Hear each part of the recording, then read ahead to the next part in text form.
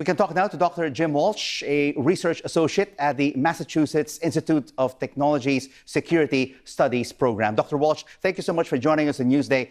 Does Mr. Clapper's statement that North Korea could produce plutonium for nuclear weapons come as a surprise to you?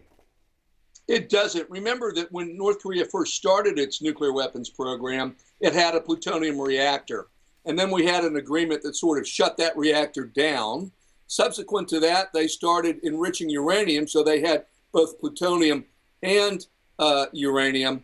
And then in 2013, they said they were going to restart that reactor. So I think most folks thought this was coming. This just confirms that they've been working on it. So for Mr. Clapper to reiterate this to a Senate committee, is it in a way to put additional pressure on China to be more decisive with its actions on North Korea? Well, definitely, Rico. I think that part of U.S. government policy right now is to try to step up pressure on China. You see that in Secretary of State John Kerry's remarks. I think more tellingly, you see it in the announcement that South Korea has agreed to formal negotiations about introducing missile defense on South Korean territory, the so-called THAAD missile system. The Chinese hate that. They're afraid it's going to be pointed not just at North Korea, but at Chinese missiles as well. I think that's the more direct form of pressure we see in U.S.